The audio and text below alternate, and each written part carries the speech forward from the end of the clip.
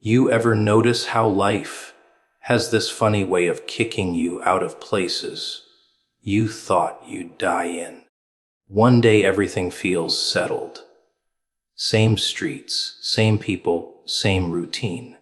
And then suddenly, it's like something bigger whispers. Pack up. You're done here. No warning, no map, just a feeling. A pull. Like the ground itself is telling you to move before it buries you. You fight it at first. Of course you do. You built your comfort there, your identity, your little illusion of control. But deep down, you know, the place that once felt safe has started to shrink. The air feels heavier, and the silence feels louder. That's when you realize you're being pushed towards something new, something unknown, something that doesn't make sense yet, but it will. Comfort zones collapse when growth calls. It always starts quietly. You don't even notice it at first. Just little cracks in the routine, small moments that don't feel the same anymore. The things that once brought you peace start to feel heavy, almost irritating. The faces around you start to blur. The laughter sounds rehearsed, and the life you built begins to feel too small for you. It's not because you failed. It's because you've outgrown it. But you don't see that yet. You think something's wrong with you. You think you're losing it. But really, it's just life rearranging itself to make room for your next version. Comfort is a dangerous thing. It tricks you into believing that safety means happiness. It keeps you still, quiet, numb. It convinces you that if you just stay where you are, everything will be fine. But deep down, you know it's not. You can feel the walls closing in, the air getting thinner. You can feel that ache inside, that whisper that says, "This isn't it anymore." You try to ignore it, distract yourself, drown it out with noise. But the whisper doesn't stop. It gets louder, sharper, until one day it's not a whisper anymore. It's a command. That's when the collapse begins. The job starts to crumble. The friendships fade. The plans fall apart. And you're left staring at the ruins of the life you thought you wanted. You think it's bad luck, bad timing, bad people. But maybe it's not bad at all. Maybe it's divine interference.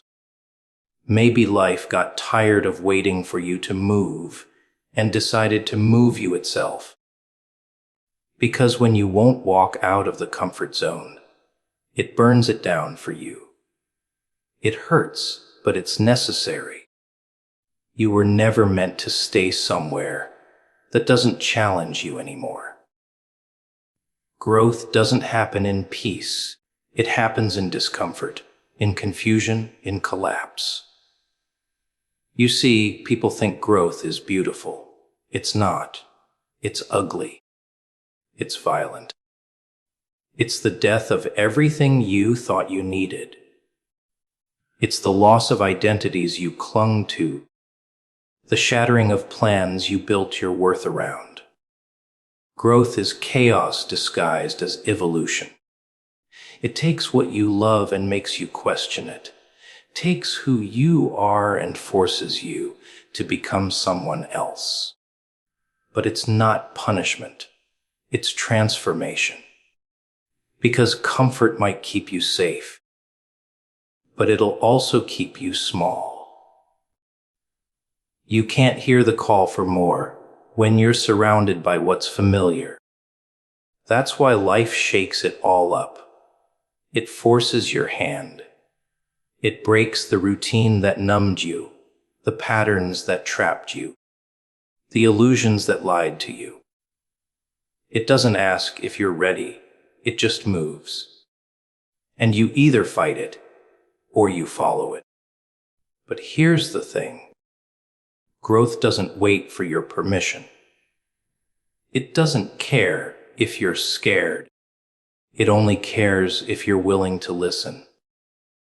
At first, you'll mistake the collapse for failure. You'll think you lost control. You'll think you've been abandoned. But it's the opposite.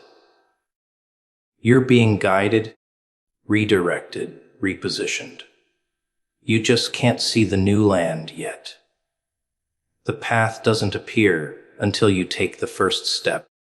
That's how it always works. You move first, the map shows up later. It's terrifying, but that's how you know it's real. Growth doesn't come with guarantees. It comes with faith. When comfort collapses, your real self starts to emerge.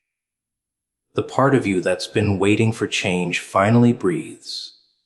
The mask slips off, the old dreams die, and you start to see yourself for what you really are. Raw, unsure, alive. And even though it hurts, there's something freeing about it. You realize that safety was never the goal. Living was. Feeling was. Becoming was. Most people never make it past this part. They cling to the rubble, try to rebuild the same old life out of the broken pieces. But nothing fits anymore. Because the version of you that built that life doesn't exist now. You've changed, and the world around you must change too. You can't fit new growth into old containers. You can't step into the future with hands still full of the past. The collapse isn't destruction. It's direction. It's the signal that something greater is calling your name. You were never meant to stay comfortable. You were meant to evolve, to move, to break patterns that kept you trapped. The collapse is the invitation, the shove, the push into your next level. It doesn't come with a warning, because if it did, you'd never agree to it. You'd choose comfort over purpose every time. That's why life chooses for you. So when everything starts to fall apart, don't rush to fix it. Let the comfort collapse. Let the walls break. Let the silence stretch. Because what feels like an ending is just the sound of growth cracking through the surface. It's messy, it's painful, it's lonely, but it's real. The collapse isn't there to ruin you. It's there to show you who you've been pretending to be and who you're finally ready to become. The unknown is not punishment. It's direction. People hear the word unknown and immediately panic. They think darkness means danger, silence means rejection, and uncertainty means something's wrong. But what if it's the opposite? What if the unknown isn't there to hurt you, but to guide you? What if every time life takes away what's familiar, it's not a loss, it's a reroute? You see, the unknown doesn't appear to destroy your comfort. It appears to test your faith in what you can't yet see. It's the space between endings and beginnings, where nothing makes sense, but everything matters. Most people fear what they can't predict. They'd rather stay in the wrong place than risk stepping into the dark. They cling to the broken because at least it's familiar. That's the trap. Thinking that clarity is safety. But the truth is, clarity often comes after chaos. You can't see the whole picture while you're still standing in the middle of it. The unknown forces you to move without proof, to trust without evidence. It strips away everything you thought you controlled until the only thing left to rely on is instinct. That deep, quiet voice that says, keep going. The unknown doesn't punish you for what you've done. It prepares you for what's next. It takes the version of you that fit into your old life and starts reshaping it for the new one. That's why it feels uncomfortable, heavy, uncertain. You're being molded. The person you are can't carry the weight of where you're going. So life starts chiseling away everything that doesn't belong anymore. The habits, the attachments, the identities. All of it starts to fall apart. And while you're busy mourning what's gone, the unknown is quietly building what's coming. You think you've been abandoned, but maybe you've just been repositioned. Maybe that silence isn't emptiness. Maybe it's preparation. Maybe the delay isn't denial. Maybe it's alignment. You're so used to the noise of progress that you forget growth happens in quiet. Seeds don't make sound when they break open underground. Caterpillars don't scream when they turn into butterflies. Real change happens in silence, in confusion, in the unknown. That's where transformation hides. The unknown terrifies you because it removes your illusion of control. You can't plan your way out of it. You can't predict how long it will last. And you can't fake confidence through it. You just have to trust. And that's the hardest part. Trusting something that doesn't explain itself.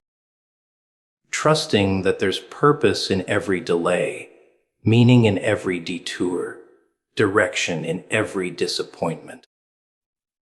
It's easier to believe you're being punished than to believe you're being guided. Pain feels more believable than purpose. But sometimes the universe has to take everything away just to prove that you never needed it in the first place. The unknown exposes what you really believe about yourself. When everything familiar disappears, when no plan works, when no one understands, that's when you meet yourself. That's when you find out whether you were driven by faith or fear. And the unknown will keep testing you until you stop trying to control it and start learning from it. It's not there to scare you. It's there to strip you of everything false. It's the space where ego dies and truth begins. You'll notice something strange when you stop fighting the unknown. It starts revealing things to you. Little signs, quiet confirmations, moments of unexpected peace. The kind that make no logical sense, but feel right anyway. That's the unknown speaking in its own language. It doesn't use words, it uses alignment. It uses timing. It uses stillness. It shows you that not every answer needs to come right now. Some things unfold only when you're brave enough to stay. You can't grow while demanding certainty. Certainty is comfort dressed as control. It keeps you stuck in the same cycle, expecting different results. The unknown breaks that. It shatters the illusion that you can plan every part of your life and still feel alive.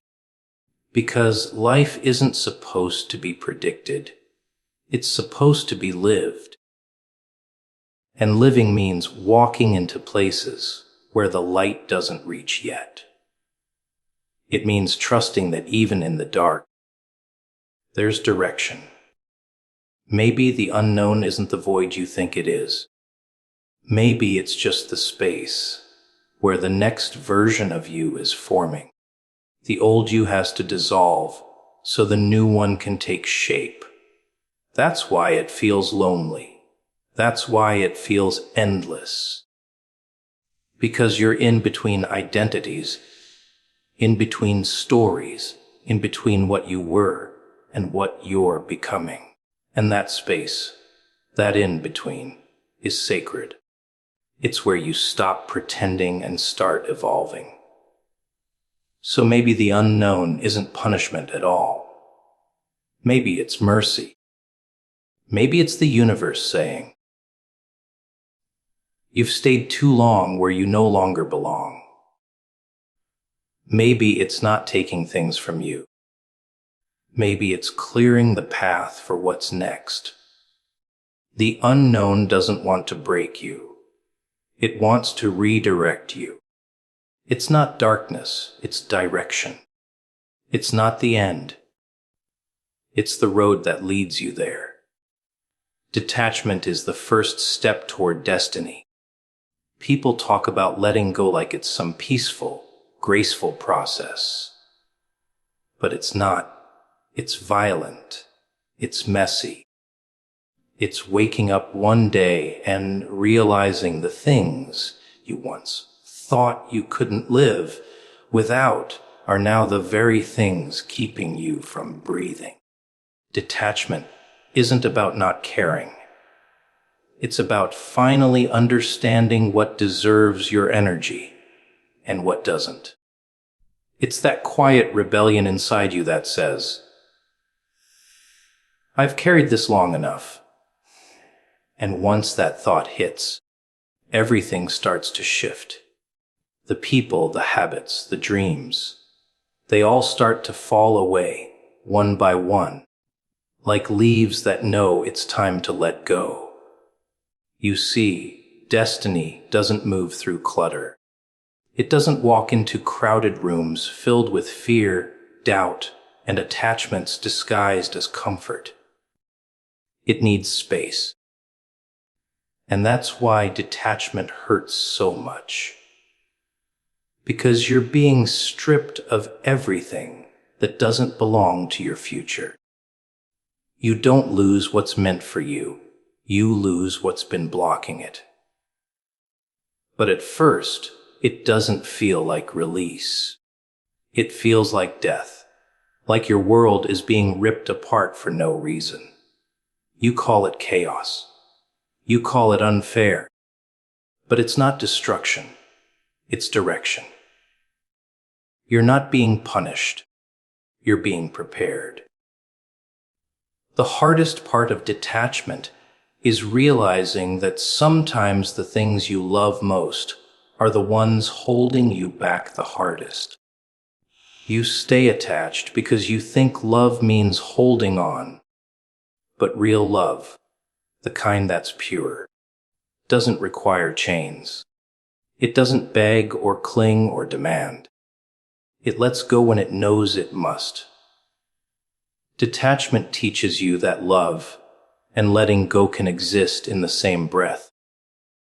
That you can still care deeply and still walk away when something no longer grows with you. There's a point in life where you stop chasing and start observing. You stop forcing and start flowing. That's detachment. It's not cold. It's not heartless. It's mature. It's the understanding that you don't have to fight for what's already yours, and you don't have to beg for what's not meant to stay. Detachment gives you the freedom to move without desperation. It turns your pain into perspective. You can't reach destiny while being emotionally tied to every outcome. You can't step into purpose while still trying to control every twist and turn of the journey. Destiny requires surrender, and surrender requires detachment. You can't carry your old self into your next chapter. You can't hold on to everyone and everything just because it feels familiar. Growth demands loss. And that's what detachment is. A conscious decision to stop clinging to what's collapsing. Sometimes detachment doesn't happen because you want it to. It happens because life forces it. People drift, situations crumble, dreams shift. And at first, you fight it, you resist it, you break your own heart trying to keep it all together. But eventually, exhaustion teaches you what logic couldn't. Not everything is meant to be saved. Not every connection deserves revival. Not every ending needs fixing. Sometimes walking away is the most powerful act of faith you'll ever commit. When you finally start detaching, everything around you starts to make more sense. You begin to see how much of your life was built on fear.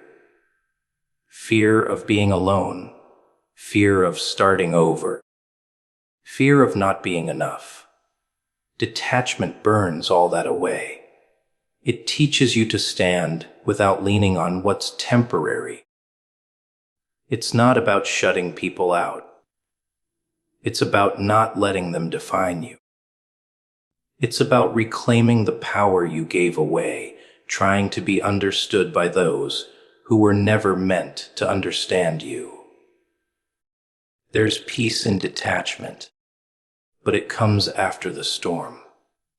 The storm is necessary because it shakes loose all the pieces of you that were stuck in the past. It forces you to confront who you are without the things you were attached to. Without the job, without the relationship, without the identity you built to feel safe. And when you survive that silence, when you realize you're still standing, something changes. You stop needing everything to make sense. You stop trying to control what's next. You just start trusting that if something left, it was meant to. Detachment doesn't mean indifference. It means clarity. It's not, I don't care. It's, I care differently now. You stop needing to be validated. Stop chasing closure. Stop demanding explanations. You start accepting that sometimes you won't get the answers you wanted, but you'll get the freedom you needed. And that's enough. People will misunderstand your detachment. They'll call it coldness, selfishness, arrogance. But they won't see what it took to get there. How many nights you stayed awake convincing yourself it was okay to let go. How much it hurt to stop fighting for things that once felt like home. Detachment isn't easy. It's survival disguised as strength. And when you finally step back and see your life from a distance, you realize something powerful. Everything that left made space for everything that's coming. The silence isn't empty. It's pregnant with purpose. The absence isn't loss, it's alignment. And for the first time, you start to feel light. You start to feel real. Because destiny doesn't chase the attached. It calls to the free. And the moment you learn to let go, that's the moment it finally finds you. Every ending location hides divine relocation. People think when something ends, it's over. They mourn, they panic, they call it failure. But what if endings aren't really endings? What if they're disguises? Masks life wears to push you somewhere you wouldn't have gone willingly. The truth is, nothing truly ends, it just shifts form. Every place you've ever left, every door that's ever slammed shut, every goodbye that ripped you apart, All of it was redirection in disguise. You weren't being buried. You were being planted. The difference is just perspective. We're addicted to control. We plan, we map, we hold on to routines and people as if they're permanent. And when something slips away, we crumble because we built our identity around staying. But destiny doesn't care about your comfort. It cares about your alignment. And sometimes the only way to align you is to end something you wouldn't have ended yourself. You call it heartbreak, betrayal, loss. But maybe it's divine relocation. Life moving you from one chapter to the next before you self-destruct in the old one. When you're standing in the middle of an ending, everything feels like chaos. The floor drops out from under you. The silence gets louder.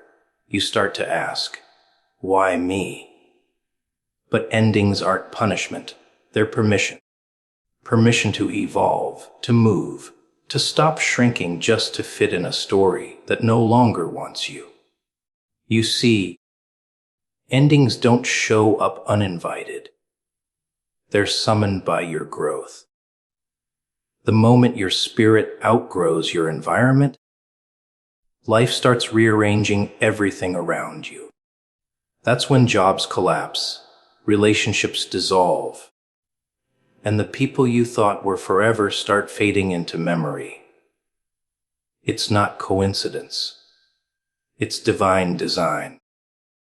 The problem is, we confuse endings with rejection. We think something's wrong with us because something didn't last. But some things aren't meant to last. They're meant to launch. Every person who left, every situation that crumbled, played its part in pushing you forward. Some people are bridges, not destinations. You weren't supposed to stay with them. You were supposed to cross through them. And when the bridge collapses, it's because you were never meant to walk back. Divine relocation doesn't always feel divine when you're living it. It feels cruel, unfair, even humiliating. You start from zero again, watching everything you built turn into dust. But maybe that's the point. Maybe the dust is sacred. Maybe it's where creation begins. Because you can't build something new while still clinging to the ruins of what used to be. You can't hold on to the ashes and expect the fire to return. The end of one thing always creates space for another. The universe hates emptiness. It always fills the void, but only after you release what's gone. When something ends, your first instinct is to run back, to fix it, to explain it, to make it make sense. But sometimes closure isn't meant to be found where it was lost. Sometimes closure comes when you stop asking why and start saying thank you. Thank you for the lesson, for the season, for the glimpse of what I needed to learn. That's when relocation starts. Not outside, but inside. You begin to detach from the need to understand and start trusting that you're being moved toward something better, even if it's invisible right now. The divine doesn't relocate you gently.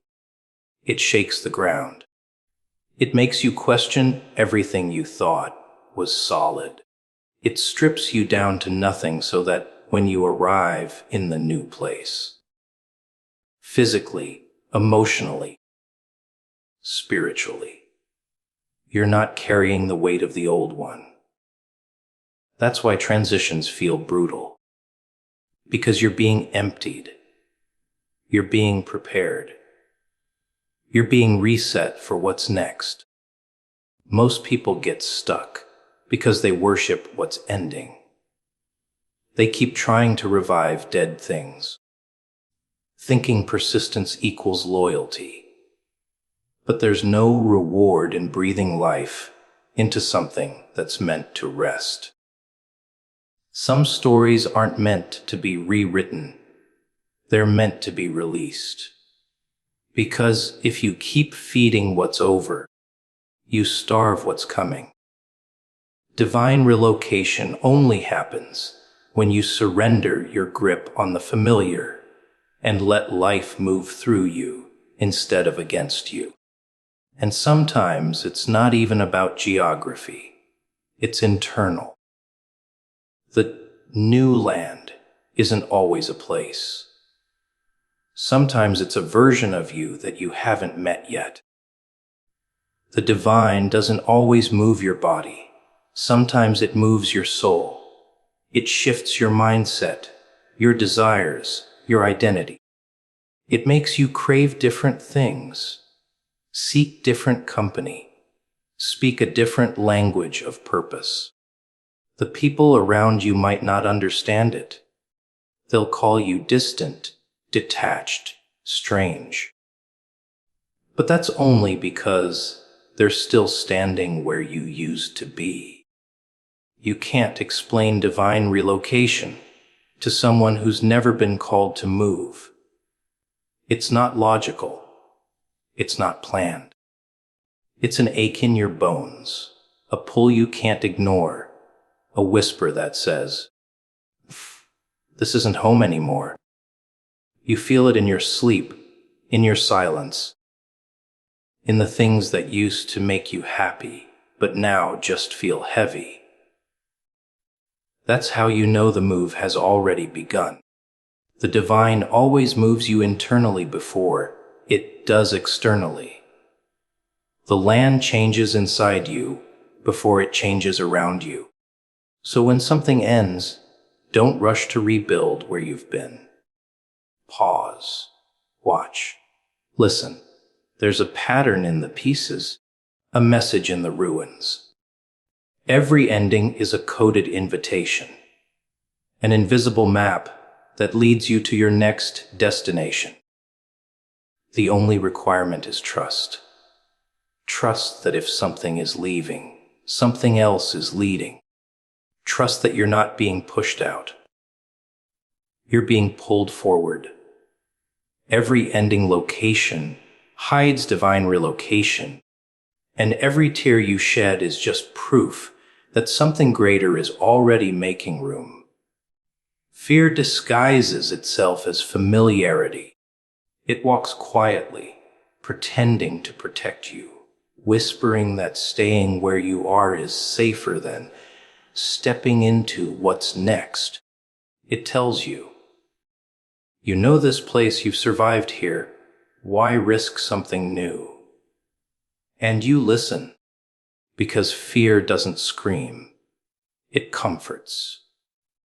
It makes you believe that the cage you've built is a castle, that the walls around you are there for your safety, not your surrender.